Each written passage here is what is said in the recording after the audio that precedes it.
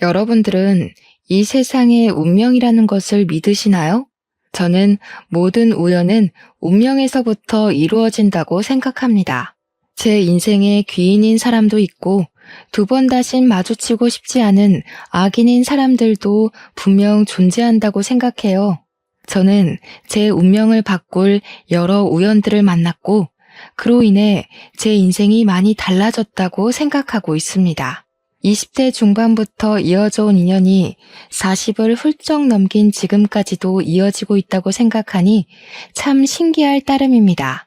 저는 딸아이 하나를 낳고 열심히 키우고 사랑해주면서 하루를 보내고 있는 40대의 아줌마입니다.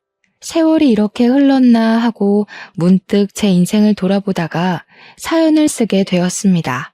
첫 번째로 제가 만난 인연은 정말 우연하게도 이루어졌습니다. 27살 때 일이었는데 저는 의대를 졸업하고 어느 동네 내과를 개원해서 진료를 보고 있었습니다. 동기들이 대학병원에서 레지던트를 할 때 저는 밤낮 없는 레지던트 생활이 너무나도 싫어서 개원을 하게 되었네요. 동네 어르신들이 주로 이용하시는 병원이라 항상 친절함을 가득 안고 있어야 했지만 잠 못 자고 연구하고 수술하는 것보단 훨씬 편했습니다. 개원한 내과가 제가 살고 있는 동네에서 개원을 한지라 차를 끌고 다닐 필요가 없어 보통은 걸어 다녔었거든요. 그런데 그날은 제가 하필 퇴근 후에 동기들끼리 가벼운 자리를 하기로 했던 터라 차를 끌고 출근을 하게 되었습니다. 걸어서 코앞인 곳을 차를 타고 가려니 큰 길을 돌아서 가야 하더라고요. 신호를 기다리고 있었는데 쿵 하는 소리가 나서 놀래서 내려보니까 폐지를 줍는 할머니의 리어카가 미끄러지면서 제 차를 박아버린 거죠. 뒷범퍼가 살짝 찌그러졌더라고요. 문제는 차가 부모님께서 저 개원했다고 큰맘 먹고 사주셨던 외제차였거든요. 의사딸, 당당하게 다니라고 비싼 차 한 대 사주시겠다고 하셨던 건데 범퍼가 딱 봐도 눈에 띄게 찌그러졌습니다. 할머니께서 잘은 모르지만 이거 비싼 차 아니냐고 우왕좌왕 주머니에서 꼬깃꼬깃 1,000원짜리 뭉치를 막 꺼내주시는 거예요. 일단 이거 먼저 받으라고, 수리비는 어떻게 해서는 갚을 테니까 기다려달라고 꼭 갚겠다고 약속을 막 하시더라고요. 수리비는 둘째치고 제가 사실 첫 차라서 이리저리 긁어먹은 게 한두 개가 아니긴 했거든요. 그래서 할머니에게 괜찮으니까 그냥 가시라고 제가 알아서 수리를 하겠다고 말씀을 드렸죠. 그러자 할머니께서 어떻게 그냥 가겠냐고, 그럴 수 없다며 번호라도 알려달라고 발을 동동 구르시더라고요. 휴대폰도 없으신 건지 종이를 저한테 주시면서 번호 빨리 적어달라고 하시는데 괜찮다고 몇 번이나 사양을 했어요. 거리에 무작정 차를 세워두고 실랑이를 벌일 수가 없으니까 차를 막 보여드리면서 여기 보이시죠? 제가 다 긁어먹은 거라고 말씀을 드렸죠. 수리하는 김에 제가 알아서 하면 되니까 그냥 가시라고, 진짜 괜찮다고 일부러 더 호탕하게 이야기를 했어요. 그래도 계속 우기고 버티시길래 저쪽 골목 안에 있는 내과 의사라고 지금 출근해야 하니까 나중에 음료수나 한 병 사들고 놀러 오시라고 말씀을 드렸습니다. 저한테 고맙다고 고개를 숙이면서 인사를 하시는데 마음이 좀 씁쓸했어요. 정말 괜찮으니까 다음에 꼭 한번 병원 오시라고 말씀을 드리고는 저는 그래도 출근을 했습니다. 그렇게 한 일주일이 지났나? 그 할머니께서 정말로 병원에 찾아오셨습니다. 비타민 음료수를 품 안에 들고 웬 남자애랑 같이 찾아오셨더라고요. 할머니께 반갑게 인사를 드리니까 손주랑 같이 찾아왔다고 고맙다고 인사하려고 온 거라고 수리비는 본인이 꼭 갚겠다고 하셨어요. 저는 이미 수리비 이야기는 끝난 거 아니었냐고, 괜찮다고, 이미 다 고쳤고 이제 멀쩡하다고 이야기를 했죠. 손주분이 참 잘생겼네요 하고 보는데 손이 정말 너덜너덜하게 닫혀 있는 거예요. 손등은 다 까져 있고 피딱지도 몇 군데 앉아 있고 굳은 살까지 배겨 있더라고요. 그래서 손은 왜 다친 거냐고 손주분한테 물어보니까 애가 딱 20살인데 공사장에서 일을 하고 있어서 그런 거라고 하더라고요. 거칠거칠한 자재들을 옮기고 시멘트를 바르고 하다 보니까 손이 멀쩡할 날이 없다고 그 이야기를 듣는데 느낌이 딱 오더라고요. 부모님이 안 계시나 보다. 할머니랑 단둘이 사는구나 하는 느낌이요. 할머니는 폐지를 주우러 다니시고 손주는 공사판에서 일을 해서 하루 벌어 하루 먹고 사는구나 싶어서 마음이 좀 짠했습니다. 의사식이나 돼서 상처를 보고 그냥 모른 척하는 건 양심에 찔리더라고요. 그래서 공짜로 손도 다 치료해주고 드레싱도 해주고 약도 덜어서 줬어요. 하루에 2번씩 꼭 발라야 금방 낫는다고, 내버려두면 염증이 더 심해질 수도 있다고, 약 떨어지면 또 찾아오라고 했죠. 할머니께서 이 은혜를 어찌 갚냐면서 눈물을 훔치시는 거예요. 그거 진짜 별거 아니잖아요. 약이야 병원에 있던 거 덜어준 거고 드레싱 해주는데 1시간이 걸리는 것도 아니니까요. 마음이 영 걸려서 내일도 또 오라고, 손 가만히 내버려 두지 말고 꼭 와서 다시 치료하고 가라고 몇 번이나 이야기를 했어요. 그 손주 녀석이 참 말도 잘 듣더라고요. 다음 날에도 병원에 들러서 새로 드레싱을 하고 갔어요. 그렇게 몇 번이나 손주를 붙잡았고 그때마다 병원에 들러서 치료를 하고 가게 됐습니다. 그렇게 몇 번을 보니까 별 이야기를 다 하게 되더라고요. 형이 하나 있는데 직업 군인이라 따로 생활을 하고 있대요. 직업 군인이 되면 집도 주고 돈도 꼬박꼬박 나와서 좋다고 했다더라고요. 생활비를 보태주고 있긴 한데 부모가 남긴 빚이 꽤 있어서 공사판에서 일을 하고 할머니는 폐지를 줍는다고 했어요. 자기가 20살 된 지 얼마 안 돼서 그동안은 일을 못했었다고 하루빨리 가게에 보탬이 되고 싶었다고 하더라고요. 시멘트를 나르다가 다친 것 같은데 혹시 등짝도 치료를 해주면 안 되겠냐고 묻길래 해주겠다고 했죠. 그 나이 아이들은 보통 이런 친절을 동정이라 생각해서 무시하거나 엇나가는 애들 있잖아요. 그런데 이 친구는 그런 애들과 달리 선하기도 하고 부끄럼 없이 호의를 잘 받아주더라고요. 그게 고마워서 저도 더 3살이 돋아날 수 있게 열심히 꼬박꼬박 드레싱을 해주고 약을 주었어요. 언제까지 공사판에서 일을 할 거냐고 물어보니까 빚을 다 갚을 때까지는 해야 되지 않겠냐고 하더라고요. 할머니도 관절이 안 좋으신데 열심히 폐지 주우러 다니신다고, 자기가 집에서 놀고 먹을 수는 없지 않겠냐고 하더라고요. 그런 애 치고는 너무 몸 관리를 안 하는 것 같다는 생각이 들었죠. 그래서 그거 몸 다치면 못하는 거 아니냐고, 너 이런 등짝으로 일 오래 못한다고 냉정하게 이야기를 했어요. 애도 슬슬 힘에 부치는지 아무래도 안 쓰던 몸을 써야 하니까 힘이 들었겠죠. 제가 차라리 국비 지원을 받아서 간호조무사 자격증 같은 걸 따면 어떻겠냐고 우리 병원에서 일을 하게 해주겠다고 했어요. 생판 모르는 남이고 제가 원래 뭐 동정심이 강하고 그런 성격도 아닌데 얘한테는 정도 가고 도와주고 싶은 그런 마음이 생겼어요. 국비 지원을 받아서 공부하는 건 나쁘진 않은데 공부하는 동안에는 일 못하는 거 아니냐고 하더라고요. 그럼 우리 병원에 취직을 시켜주겠다고 했어요. 접수처를 볼 사람이 1명 더 필요하긴 했고 그런 잡일은 자격증이 없어도 가능하니까요. 일단 우리 병원에서 아르바이트를 시작하고 조무사 자격증을 따면 정식 직원으로 채용을 해주겠다고 약속했습니다. 할머니의 손자의 이름은 경연이었는데 경연이는 공부를 하면서 우리 병원에서 일을 하게 되었습니다. 애가 착하고 싹싹해서 그런지 병원에 있는 다른 간호사들이 참 예뻐해줬어요. 틈틈이 조무사 자격증을 따겠다고 공부를 하는 걸 보면서 직원들도 이런 거 저런 거 막 알려주기도 했고요. 병원에 방문하시는 환자분들도 훤칠한 미남이 친절하기까지 하다고 칭찬이 자자하셨죠. 그렇게 1년을 꼬박 보낸 뒤 정말로 간호조무사 자격증을 당당하게 따냈고 경연이는 우리 병원 정식 직원이 되었습니다. 동네 내과였지만 좋은 장비를 부모님께 지원받은 덕에 초음파 진료도 했고 내시경도 했기에 환자가 꽤 많았거든요. 경연이가 들어온 이후에는 이상하게도 아줌마 할머니 환자도 부쩍 늘었고요. 이게 바로 얼굴의 힘인가?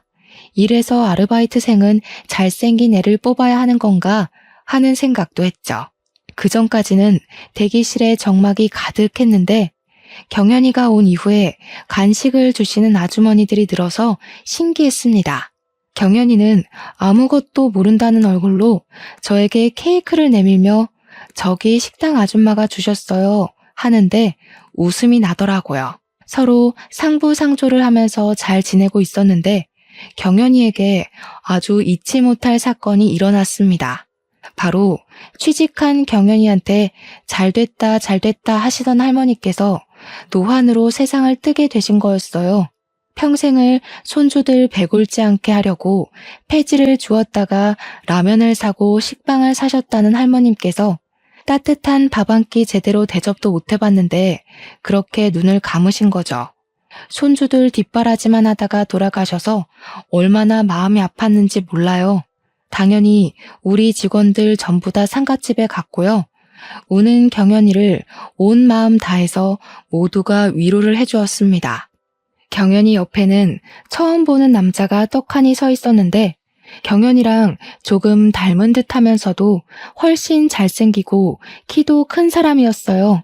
고놈 참 듬직하네 하고 보고 있는데 갑자기 경연이한테 형이 하나 있었다는 게 생각이 나더라고요.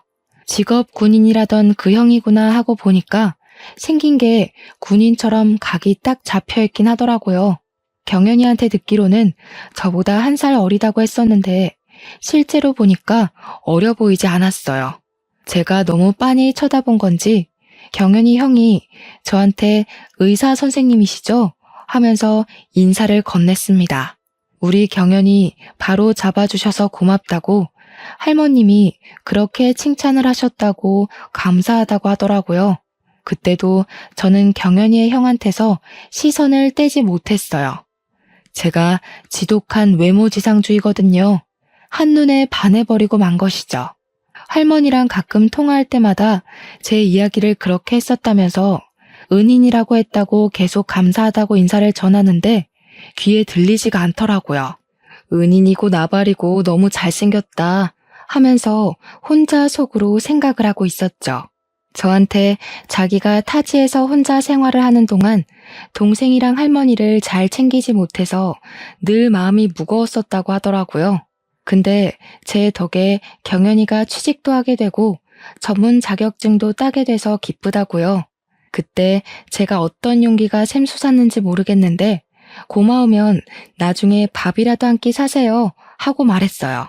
순간 말을 뱉어놓고도 어머, 내가 지금 뭐라고 한 거지? 하면서 발을 동동 굴렀죠. 경연이 형이 저를 보더니 꼭 밥 사겠다고 웃으면서 알겠다고 하더라고요. 근데 이 남자 건치미남이더라고요. 웃는 것까지 잘생긴 건 진짜 신의 농락 아닙니까? 그런데 그거 아시죠? 한국 사람들끼리 나중에 밥 먹자 하는 건 그냥 인사잖아요. 지켜지지 않을 인사. 저한테 고맙다, 은인이다 하는 와중에 밥 사라고 하면 당연히 알겠다고 하지 싫은데요? 하겠어요? 직업 군인이라 타지에 있는 사람이고 바쁘겠거니 싶어서 그냥 인사였다고 치부하고는 제 할 일 하면서 지냈죠. 다행히 경연이는 장례가 다 끝난 뒤 딱 이틀 쉬고 다시 돌아와서 일을 하고 있었고요. 몇 주가 흐른 뒤 병원에서 진료를 보고 있는데 다음 환자분 이름이 뭔가 낯이 익더라고요. 김경우. 경우가 누구지 하고 있는데 경연이네 형이 딱 들어오더라고요. 저한테 잘 지냈냐고 요즘 머리가 아파서 잠을 잘 수가 없어서 약이라도 타고 병명이라도 알고 싶어서 찾아왔다고 하더라고요. 내과는 속을 보는 곳이지 머리를 보는 곳은 아니니까 약간 황당스러웠죠. 여기 내과인데요? 하니까 경우 씨가 감기 같아서요. 라고 하더라고요. 그래서 바로 열도 재고 귀도 보고 코도 보고 입도 봤는데 멀쩡했어요. 증상이 하나도 없길래 너무 멀쩡하시다고 이야기를 했죠. 그러니까 저를 보고 막 웃어요. 우리 밥 한 번 먹기로 했었잖아요. 그냥 핑계대고 온 거예요. 언제 퇴근하세요? 하는데 심장이 발밑으로 쿵 떨어지는 줄 알았어요. 세상에 마상에. 내 인생에도 드디어 봄날이 찾아오는 건가 싶어서 진짜 뻑 같습니다. 진료 다 마치고 정리하고 나오면 7시쯤 된다고 이야기를 했더니 시간 딱 좋다면서 7시에 앞에서 기다리겠다고 하고는 나가더라고요. 이게 꿈이야 생시야. 다음 진료까지 무려 10분이나 휴식을 취해버렸죠. 퇴근 시간이 다 되고 직원들이랑 같이 나가다가 생각이 나서 경연이한테 같이 밥 먹으러 가자고 형이 기다린다고 했다고 했어요. 그러니까 경연이가 기가 막힌다는 얼굴로 저를 쓱 보더라고요. 아니 선생님, 우리 형이 굳이 여기까지 찾아와서 왜 선생님이랑 밥 먹자고 하겠어요? 눈치 더럽게 없으시네. 하는데 제 얼굴이 달아오르더라고요. 집에서도 맘만 먹으면 볼 수 있는 동생을 보러 여기까지 올 리가 없잖아요. 하면서 다른 간호사들한테 맥주 한잔 하시죠? 하고 나가더라고요. 제가 좀 민망해서 저 빼고 회식이라도 하는 거냐고 서운하네 하니까 다른 간호사들이 전부 선생님은 데이트하세요 하면서 저를 놀렸어요. 그리고 누가 회식 자리에 대표가 끼냐고 눈치 좀 챙기세요 하는데 웃기더라고요. 아주 한마음 한뜻으로 저를 놀리는데 그래도 기분이 나쁘지 않았던 건 아래에서 기다리고 있을 경호 씨 때문이었을까요? 7시에 기다리고 있겠다던 경호 씨를 발견하고 차에 올라탔고 같이 식사를 하고 대화를 나눴는데 자연스럽게 가족사 이야기가 나왔어요. 평탄하게 공부만 하고 온갖 지원을 다 받으며 자랐던 저와는 180도 다른 이야기더라고요. 대충 들었던 이야기지만 다시 들어도 너무나도 기구하고 한탄스러웠어요. 경우 경연 형제를 키워주셨던 할머니는 친할머니였다고 하더라고요. 두 형제의 생모는 경연이가 3살이던 시기에 밥과 반찬을 먹을 수 있게 되자마자 집을 나갔다고 했어요. 친부는 도박판을 전전하다가 알코올 중독자로 살았고 길거리에서 비명 행사를 했다고 하더라고요. 그때까지만 해도 생부랑 살 때라 슈퍼에서 유통기한이 지난 빵을 적선하듯 나눠주면 조각조각 내서 아껴 먹으면서 살았다고 했습니다. 빵을 너무 아껴 먹다가 곰팡이라도 피면 그렇게 속이 상했다고 해요. 그렇게 아사로 굶어 죽기 직전에 아동보호센터랑 연결이 되었고 친부모가 나타나지 않자 자연스럽게 조부모에게 연락이 갔다고 했습니다. 외갓집에서는 그런 애들 모른다고 딱 잡아떼는 바람에 친할머니가 두 손주들을 걷어주신 거죠. 안 그랬으면 고아원으로 갔을 거라고 말하는데 속이 시큰거리더라고요. 거기서부터 행복하기만 했으면 됐는데 빚쟁이들이 찾아오기 시작하면서 결국 할머니가 살고 있던 집이며 재산이며 거의 다 정리를 해야 했대요. 눈덩이처럼 불어난 빚은 갚아도 갚아도 끝이 없어 결국 폐지를 줍게 되셨고요. 경우 씨는 20살이 되자마자 부사관으로 군대에 말뚝을 박았고 노쇠한 할머니가 경연이를 돌봤다고 했어요. 그러다가 7년이 더 지나서 저를 알게 되고 우리 병원에 취직까지 하게 된 것이라고요. 할머니가 돌아가셔서 언제까지 경연이를 혼자 둘 수도 없었고 좋은 기회가 찾아와 이제 전역을 할 거라고 하더라고요. 언제까지 군대에 말뚝박고 있을 수 없지 않겠냐고 하더라고요. 전역하면 뭐 하실 거냐 물어보니까 꽤 큰 중견기업에서 특채 같은 게 있다고 하더라고요. 거기 최종 면접 결과만 기다리고 있는 중이라고 합격하면 바로 전역한다고 했어요. 잘 되실 거라고 응원하겠다고 했더니 자기 취직하면 취업턱 같은 거 사주실 거냐고 하더라고요. 제가 뭐 그런 거 축하 못 해줄 사람은 아니죠. 알겠다고 취업 확정되면 진짜 맛있는 거 사드리겠다고 하니까 그거 얻어먹으려면 무조건 합격해야겠다 하더라고요. 화기애애한 시간이 그렇게 쑥 지나갔죠. 이후 시간이 몇 주가 더 지나고 연말이 되어서야 취업이 확정되어서 전역을 한다는 소식을 전해 들었어요. 저는 축하드린다는 연락을 보냈고 약속했던 대로 취업턱을 쏘겠다고 했죠. 어김없이 퇴근 후에 만나서 취업턱으로 정말 맛있는 소고기를 사주니까 첫 월급을 받으면 기념으로 자기가 밥을 사겠대요. 그래서 제가 웃으면서 첫 월급 기념으로는 밥 말고 영화 보면 어때요? 하고 물어봤더니 좋대요. 사실 제가 PC방을 가자고 했어도 좋다고 했을 것 같아요. 나이 30을 코앞에 두고 참 풋풋하지 않았나요? 첫 월급은 새해가 지나서 받게 되었고 나이 30에 경우 씨와 연애를 시작하게 되었습니다. 우리는 서로에 대해 잘 알고 서로에게 의지를 하면서 행복한 시간을 보내고 있었습니다. 연애를 2년쯤 했을 때 우리 집에서도 저에게 결혼을 하는 것이 어떻겠냐고 슬슬 압박이 들어오기 시작했어요.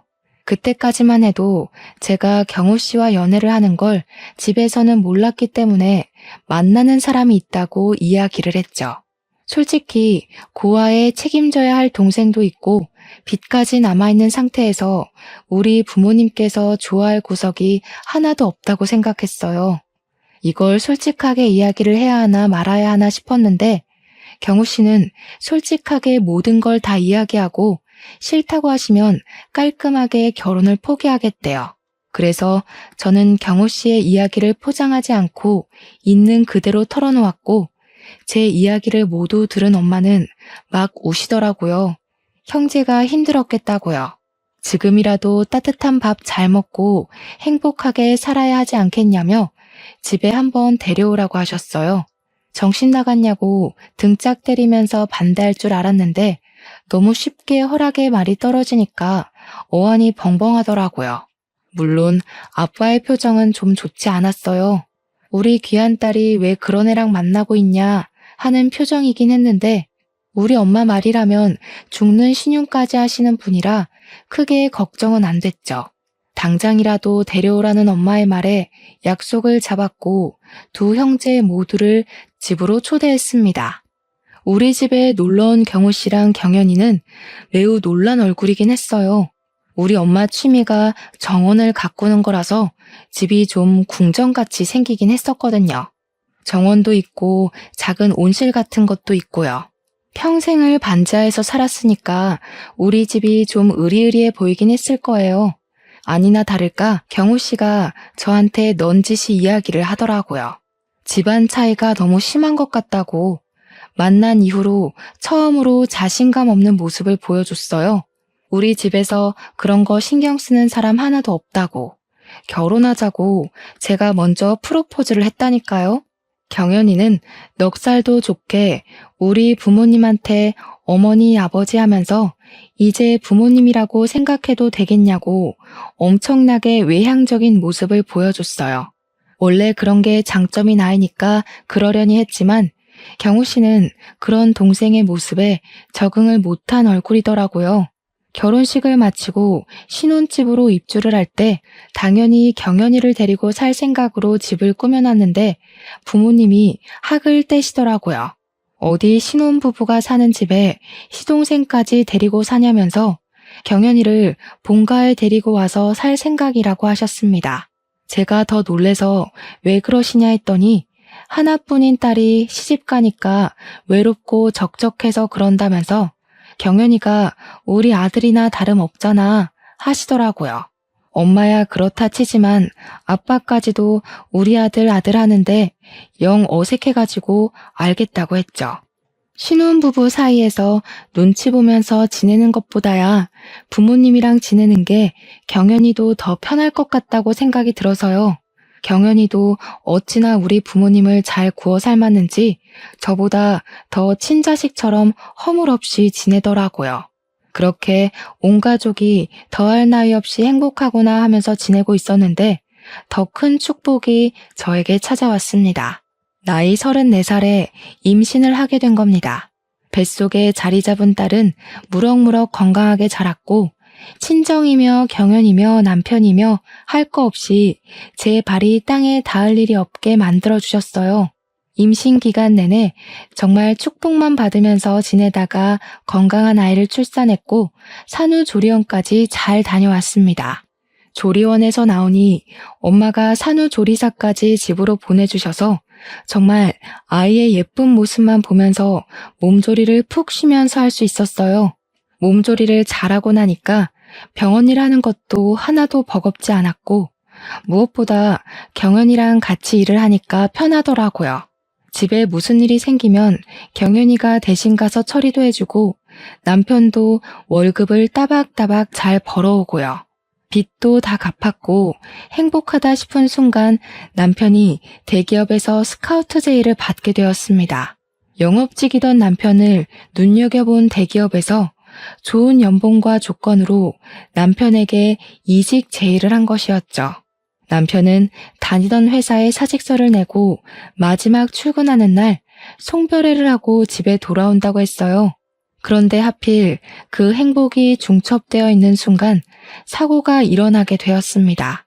아무도 예상하지 못했던 사고였기에 충격은 2배, 3배로 다가오게 되었습니다. 가해자는 음주운전자였는데 우리 남편이 그 음주운전 차량을 피하려고 보도블록 사이로 갔다가 난간에 정면 추돌을 하게 된 거죠. 그 바람에 온몸 성한 데 없이 뼈가 다 으스러졌고 남편은 그 자리에서 눈을 감게 되었습니다. 병원에서도 상당히 고통스러웠을 거라고 이야기를 하는데 현실감이 없어서 눈물도 나지 않더라고요. 이게 꿈인지 생시인지 영안실에 안치된 남편을 보는데 정말 아무 소리도 나오지 않았어요. 심지어 어린이 보호구역에서 난 사고라 가해자는 법의 심판을 받게 되었습니다. 음주운전까지 가중처벌이 되었는데도 고작 징역 2년밖에 나오지 않았지만요. 그 와중에 가해자 부모는 재수없게 거기에 사람이 지나가고 있어서 난 사고라고 치부를 하는데 그 말을 듣는 순간 억울하게 눈을 감은 남편이 생각나서 눈물이 뚝뚝 떨어지더라고요. 어떻게 내 아이의 아빠를, 내 남편을 죽여놓고도 저렇게 뻔뻔한 소리를 하는지 어이가 없었어요. 몇 개월이라는 시간이 지난 와중에도 저는 남편을 한시도 잊어본 적이 없습니다. 병원 일을 어떻게 했는지, 시간이 어떻게 흘렀는지 가늠이 가지 않을 정도였습니다. 수척해진 저를 보다 못한 부모님께서 집으로 불러들이셨고 저는 아이와 함께 친정에서 생활을 하게 되었습니다. 신혼집을 울면서 정리를 하고 부모님과 경연이 그리고 제 딸까지 5명이서 함께 생활을 하게 되었죠. 그래도 가족들이 옆에서 힘이 되어주니까 점점 회복이 되더라고요. 시간이 약이라는 말을 실감하는 순간이었습니다. 그렇게 한 4년을 일에 미친 사람처럼 살았습니다. 하루 종일 병원에 있다가 저녁에는 아이와 함께 시간을 보내면서요. 경연이는 저 때문에 본인의 하나뿐인 가족을 잃었지만 티를 내지도 못하고 오히려 더 밝은 척 지냈어요. 제가 너무 무너져서 나는 슬퍼하면 무너지면 안 된다고 다짐하며 하루하루를 힘겹게 보냈다고 나중에서야 이야기하더라고요. 4년이라는 시간이 길어 보이지만 한 사람을 잊기에 충분하진 않은 시간이었죠. 보다 못한 부모님께서 저에게 선자리를 하나 들이미셨고 엄마가 다니는 모임에서 알게 된 분의 아들이라고 했습니다. 제 눈치를 슬쩍 보시면서 돌싱이고 직업도 변호사고 나이도 39살 동갑이라고 한번 만나보라고 하시는데 경연이도 옆에서 부추기더라고요. 선생님, 한번 만나봐요. 우리 형보다 훨씬 좋은 사람일지 어떻게 알아? 하는데 참으로 제 마음을 설명할 방법이 없더라고요. 남편이 죽은 뒤로 경연이는 저에게 형수라는 말을 한 번도 한 적이 없었어요. 가족들이 한 번만 만나보고 결정하라고 저의 등을 떠미는데 싫다고 할 수도 없고 그래서 알겠다고 하고 선자리에 나갔습니다. 그런데 제가 선자리에 나가는 날 엄마가 나가려는 저를 붙잡고 뜨뜻미지근한 표정으로 이야기를 하더라고요. 딱 봐서 생긴 게 별로거나 말하는 게 별로면 그냥 나오라고요. 등을 떠밀 땐 언제고 저런 이야기를 하니까 이상하더라고요. 알겠다고 대충 대답하고 자리에 나가서 남자를 만났는데 39살에 꽤 유명한 로펌에 다니는 변호사였고 매너도 좋았습니다. 당연히 저에게 애프터 신청까지 했고요. 나이가 나이인지라 적당히 조건만 맞으면 결혼도 빨리 하고 싶다고 하면서 제 아이가 5살인데 아빠라는 존재를 빨리 인식하는 게 좋지 않겠냐고 했어요. 어릴 때부터 친해져야 나중에 커서도 어색함이 없을 것 같다고 먼저 말을 하더라고요. 집으로 돌아와서 엄마가 궁금했는지 어땠어? 하고 물어보는데 그냥 솔직하게 이야기를 했죠. 매너도 좋고 생긴 것도 괜찮은데 결혼을 서두르려고 한다고 했죠. 뭐 조건만 맞으면 빨리 결혼하는 게 애한테도 좋지 않겠냐고 하더라. 하니까 경연이가 듣고 있다가 맞는 말이지 하면서 고개를 끄덕이대요. 자기는 독립할 준비 다 됐다고 눈치 안 봐도 된다고 하는데 우리 아빠가 대뜸 버럭하는 거예요. 아들 삼으라더니 어딜 가려고? 경연이 너 결혼하기 전까지 독립은 안 돼? 하고요. 언제는 싫다더니 엄마랑 저는 황당했죠 뭐. 그렇게 그 남자랑 몇 번 더 만나고 저한테 하루빨리 대답해줬으면 좋겠다면서 자기랑 결혼할 마음이 있냐고 보채더라고요. 아직 확답은 못하겠다고 하니까 일단 같이 살아보고 결정하는 건 어떠냐요? 동거부터 하자는 말이 영 거슬리더라고요. 너무 서두르니까 수상하기도 하고요. 며칠 전부터 경연이가 그 남자 계속 만나고 있냐고 물어보는데 표정이 영 별로여서 신경 쓰이기도 했고요. 엄마까지도 별로면 빨리 그만두라고 하는데 선자리까지 주선해놓고 왜 저러는지 영 이해가 안 갔습니다. 남자한테도 저는 결혼까지 바로 결정하는 건 좀 아닌 것 같다. 동거도 그렇고 애가 받을 상처도 걱정된다고 했죠. 애는 친정에서 잠깐 봐주면 되는 거 아니냐면서 3개월만 살아보고 결혼하자고 이야기를 하더라고요. 제 의견과 상관없이 이미 자기가 다 정해놓은 듯한 기분이 들어서 그만둬야겠다 싶었습니다. 우리는 잘 안 맞는 것 같네요. 다른 사람을 찾아보세요 하니까 성질을 갑자기 버럭 내는데 놀랐어요. 5번이나 만났는데 자기를 가지고 논 거냐면서 씩씩거리더라고요. 이 사람 분노 조절 장애가 있나? 그래서 이혼을 당했나? 싶어서 물어봤죠. 근데 이혼은 왜 하신 거냐고요?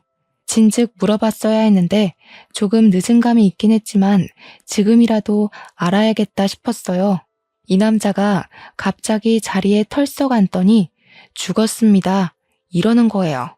자기 와이프는 사고로 세상을 떠났다면서 자기랑 싸우다가 집 밖으로 뛰쳐나갔는데 하필이면 그때 차가 지나갔대요. 사각지대였던 터라 사람 튀어나오는 걸 못 보고 그냥 치고 갔다며 횡단보도가 아닌 길이어서 가해자는 처벌도 받지 않았다고 하더라고요. 그 말을 듣는데 마음이 좀 불편했어요. 분노조절 장애라고 의심해서 미안하기도 했고요. 제 손을 딱 잡으면서 그러는 거예요. 제가 너무 마음에 들어서 조급한 마음에 그랬다고.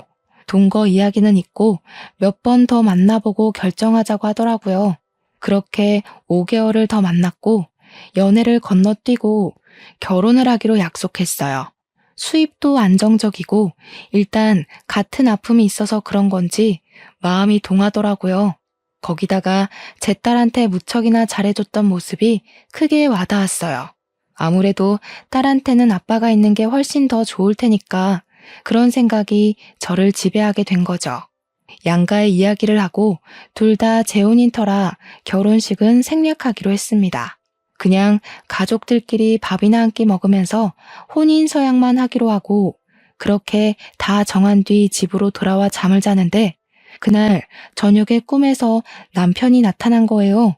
꿈에 단 한 번도 나타나지 않았던 그 사람이 아무 말도 없이 저를 보면서 고개만 절레절레 흔들고 있더라고요.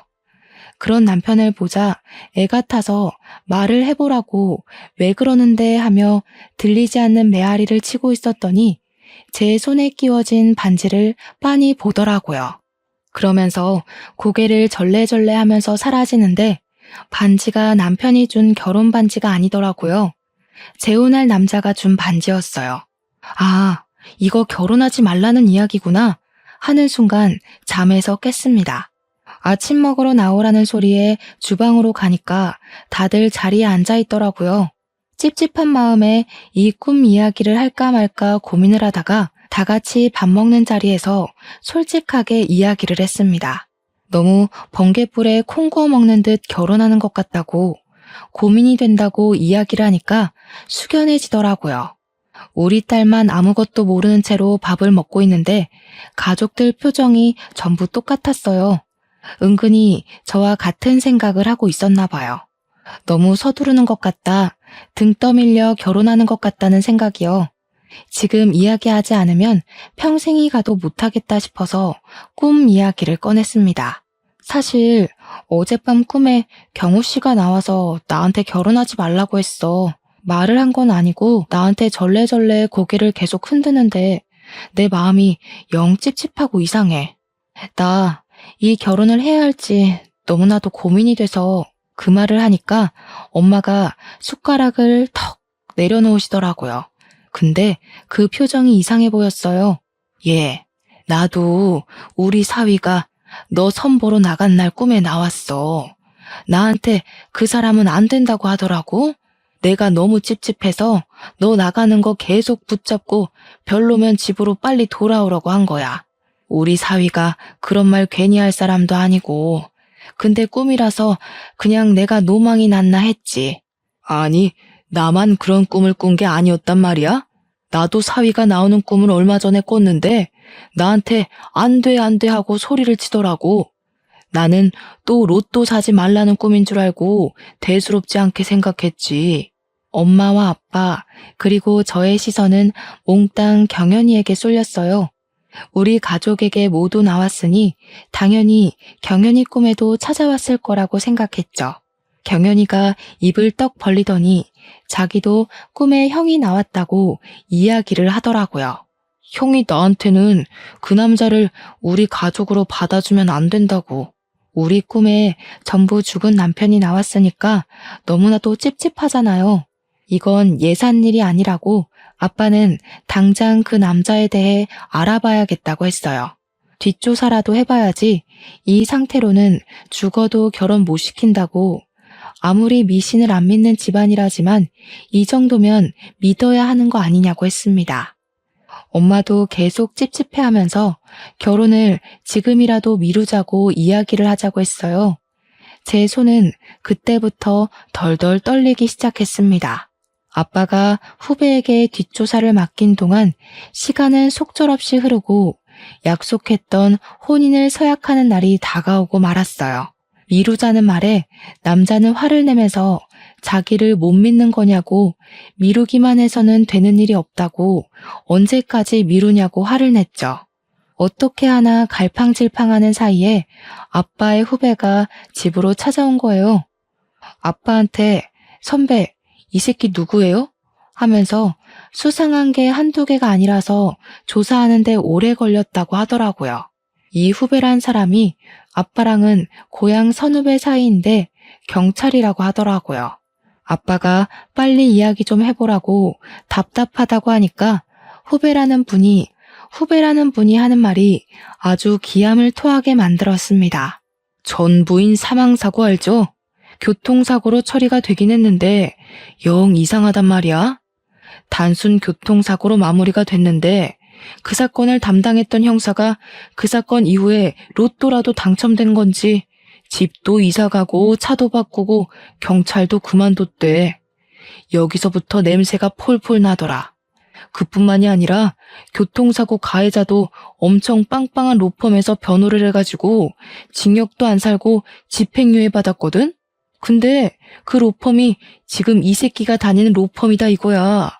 그리고 전 부인이 뛰쳐나왔다고 한 것도 CCTV 자료 보니까 너무 이상해. 사각지대라 튀어나오는 것만 보이는데 말대로 뛰쳐나온 게 아니라 밀쳐진 것처럼 뒤로 밀려서 나오더라니까. 그러니까 자기 발로 뛰어간 거면 차량이랑 정면으로 부딪혀야 하는데 등부터 부딪혔다 이거지. 아무래도 보험 사기 같아. 전부인이 죽기 전에 보험이 15개나 가입되어 있었더라고. 변호사식이나 돼서 보험 사기를 칠 이유가 있나? 그것도 엄청 잘 나가는 로펌 변호사인데 알아보니까 도박을 했다가 걸려서 벌금을 3번이나 물었더라고. 도박쟁이들이 돈 필요할 때 제3금융보다 더한 사채 이자 써가면서 도박하는 거 알지? 그 빚이 장난 아니게 눈덩이처럼 커진다는 말이지. 하루하루 이자가 불어나는데 큰 로펌 변호사라고 배겨? 그 말을 하는데 진짜 온 가족이 팔을 문질렀어요. 다 같이 소름이 쫙 돋았던 거죠. 이 사건 내가 다시 파보기로 했어. 보니까 보험사에서도 몇 번이나 요청이 왔던 사건이더라고. 총 12개의 보험사에서 보험금이 지급이 됐는데 그중 3군데에서는 아직 지급을 안 하고 미루고 있다더라. 경찰 조사 들어갈 명분이 충분하다고 보여서 내가 윗선에도 이야기해놨어. 이 정도면 혼인 서약이고 나발이고 무조건 도망가야 할 수준이라고 느껴졌습니다. 3일 뒤 우리는 약속대로 혼인 서약을 하기로 한 그 자리에서 파혼을 통보했습니다. 상대방 측에서 길길이 날뛰며 혼인 빙자 사기 아니냐고 이제 와서 이러는 게 어디 있냐고 난리를 치더라고요. 그 자리에 아빠의 후배가 들이닥쳐서 재혼할 뻔한 그 남자를 살인교사 혐의로 긴급 체포했어요. 이게 무슨 일인가 싶어서 상대방 측은 눈만 깜빡거리고 있었고요. 당신 전부인 사고가 아닌 거지? 보험금 노리고 만들어낸 사건인 거지? 어떻게 사람이 그런 일을 벌이고도 뻔뻔하게 고개를 들이밀고 살 수가 있어? 그것도 변호사라는 사람이 한 사람의 목숨을 그렇게 가볍게 여겨도 되는 거야? 범죄를 저지르고도 당당하게 살 수 있는 거야? 그 말에 상대방 측 가족 모두 입을 꾹 다물더군요. 뻔뻔한 족속들. 사람을 그렇게 하나 골로 보내고 잘 살 수 있을 줄 알았던 건지 재혼 상대의 엄마 되는 사람이 사고가 맞는다고 조금 다치게 하려고 한 건데 그렇게 죽을 줄 몰랐다고 놀래서 털어놨죠. 말을 뱉어놓고 나서야 실수인지 알아챈 건지 얼굴이 사색이 되었어요. 아빠의 후배는 당신도 같이 서해 가줘야겠다며 수갑 하나를 더 채웠습니다. 그 남자랑 그 남자의 엄마가 질질 끌려가는데 너무너무 무서웠습니다. 재판을 받는 내내 둘 다 수감이 되어 있었지만 우리 가족은 너무 불안했어요. 집 주소도 알고 있었고 생활 반영도 알고 있었으니까요. 엄마가 큰맘 먹고 가꾼 정원이며 온실이며 다 포기하겠다고 이사를 가자고 했고 저희는 급하게 완전히 다른 동네로 이사를 가게 되었습니다. 그 과정에서 저도 병원을 옮기게 되었어요. 정들었던 간호사들이랑 헤어지는 게 아쉬웠지만 사람 목숨이 더 급하잖아요. 집과 병원 자리는 다행히도 금방 처분이 되었고 경기도 외곽에 있는 타운하우스로 한 번 더 이사를 오게 되었습니다. 아빠 후배의 도움으로 접근 금지 신청도 했고 그 인간들은 뒤늦게 징역형을 살게 되었습니다. 정말 죽은 제 남편이 아니었다면 지금의 제가 살아있을 수 있었을까 하는 생각이 드네요. 그렇게 몇 년의 시간을 더 보낸 뒤 우리 가족은 안정을 찾았습니다. 우리 딸아이는 이번에 초등학생이 되는데 세월이 언제 이렇게 흘렀나 싶으면서 감회가 새롭답니다. 저는 경기도로 병원도 이전해서 조금 더 크게 자리를 잡았고 경연이는 저의 새 병원에 취직해서 사이좋게 같이 일하면서 지내는 중입니다. 아빠가 이야기했던 대로 결혼 전까지 독립은 안 된다고 해서 여전히 같이 지내고 있는 중입니다만 아마 경연이도 곧 독립을 하게 되지 않을까 싶습니다. 연애를 하는 것 같은 눈치더라고요. 조만간 좋은 소식이 들려오길 기대하고 있는 중입니다. 여러분은 살면서 어떠한 우연, 어떠한 운명을 만나셨나요? 저에게는 남편을 만나게 된 모든 것에 우연과 운명이 존재했다고 생각합니다. 그런 사람을 청취자분들도 만나셨기를 혹은 만나시기를 간절히 바라보면서 여기서 글을 마무리하도록 하겠습니다. 제 이야기를 끝까지 들어주신 여러분께 진심으로 감사드립니다.